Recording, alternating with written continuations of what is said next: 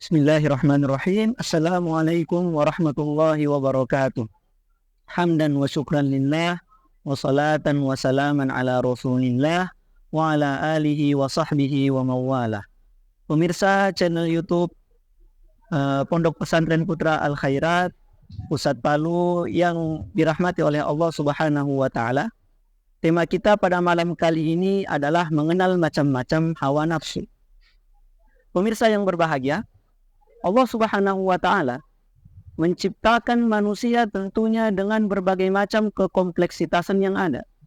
Salah satunya adalah ada hawa nafsu yang ditanamkan oleh Allah Subhanahu wa taala ke dalam diri manusia. Namun seringkali kita bertanya-tanya, untuk apa Allah Subhanahu wa taala menciptakan yang namanya hawa nafsu yang kerap kali menjadi biang kerok dari semua permasalahan, semua perbuatan dosa yang dilakukan oleh manusia. Ini semua karena Allah Subhanahu wa taala ingin memberikan ujian dan juga terdapat hikmah yang sangat besar di balik terciptanya hawa nafsu. Maka kita perlu mengetahui apa semua hawa nafsu yang Allah Subhanahu wa taala ciptakan dan tanamkan di dalam diri kita. Hawa nafsu yang pertama adalah yang namanya nafsu hewani, yaitu segala hasrat keinginan manusia dalam memenuhi kebutuhan-kebutuhan biologisnya. Maka di sini terdapat keinginan kita untuk makan, terdapat keinginan kita untuk minum, terdapat keinginan kita untuk berketurunan, termasuk keinginan kita untuk bersenang-senang, mencari rezeki, dan hal-hal yang lainnya. Ini semua terdapat di dalam nafsu hewani. Tentunya tanpa nafsu hewani, sangat mustahil bagi manusia untuk dapat melanjutkan dan meneruskan keturunannya. Nafsu yang kedua adalah nafsu ammarah. Sifat dari nafsu ammarah berupa nafsu yang semangat, liar, dan juga melampaui batas. Ini memunculkan keberanian di dalam manusia. Biasanya nafsu ammarah masuk melalui nafsu hewani.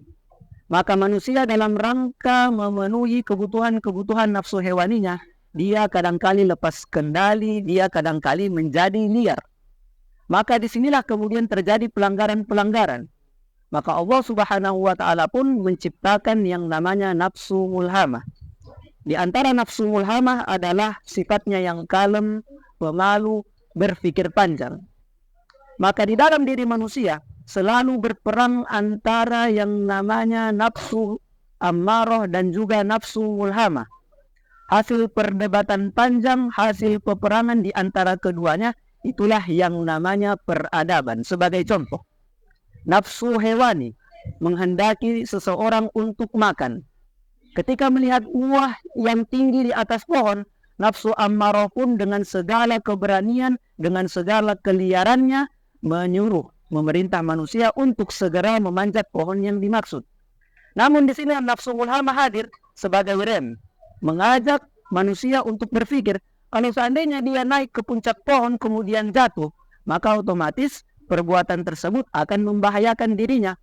Hasil perdebatan panjang di antara keduanya menciptakan atau memaksa manusia untuk menciptakan yang namanya alat. Maka kemudian diciptakanlah yang namanya tangga, untuk kemudian manusia dapat ke puncak pohon secara aman tanpa membahayakan dirinya sendiri. Maka kalau kita lihat segala sesuatu yang ada di sekitar kita, mulai dari kendaraan, mulai dari alat tulis, dan lain-lainnya, semuanya merupakan hasil perdebatan panjang antara nafsu mulhamah dan juga nafsu ammarah. Nafsu yang keempat adalah nafsu lawwamah. Apa yang dimaksud dengan nafsu lawwamah? Nafsu lawwamah merupakan nafsu yang cenderung untuk menghasut nafsu ammarah bertindak lebih berani lagi.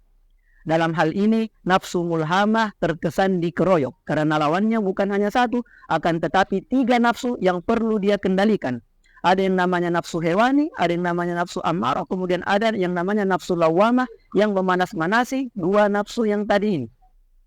Maka kalau kita melihat di dalam ibadah puasa, ketiga nafsu ditahan.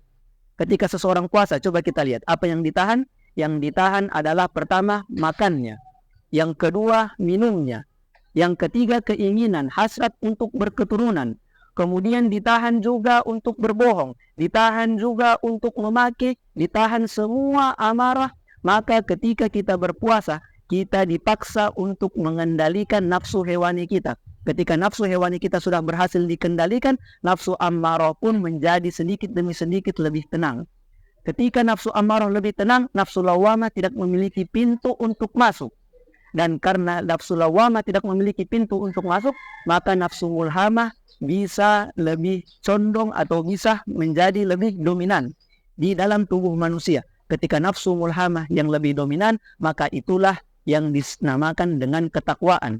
Maka kalau kita melihat untuk apa kita diperintahkan untuk berpuasa, tujuannya tidak lain dan tidak bukan adalah untuk bertakwa. Ya ayyuhalladzina amanu, wahai orang-orang yang beriman, kutiba alaikumusiyam, diwajibkan atas kalian berpuasa, kama kutiba alal ladzina min qablikum, sebagaimana diwajibkan atas orang-orang sebelum kalian, la'allakum tattaqun. Tujuan ibadah puasa adalah agar kalian bertakwa. Kalau ketakwaan sudah muncul dan juga mengontrol segala hawa nafsu di dalam tubuh kita, maka muncul nafsu yang kelima, yaitu nafsu mutmainnah. Allah Subhanahu wa taala berfirman, ya ayyatuhan nafsul mutmainnah, wahai pemilik jiwa-jiwa yang tenang, irji'i ila rabbiki radiyatan mardiyah, kembalilah kepada Tuhanmu dengan penuh keridhaan. Fadkhuli fi ibadi, masuklah ke dalam golongan hamba-hambaku, wadkhuli jannati, dan masuklah ke dalam surgaku. Ganjaran dari seseorang yang dapat mengendalikan hawa nafsunya adalah surga. Dan ibadah puasa merupakan ibadah yang sangat-sangat membantu seseorang dalam mengontrol hawa nafsunya tersebut. Wallahul musta'an. Wassalamualaikum warahmatullahi wabarakatuh.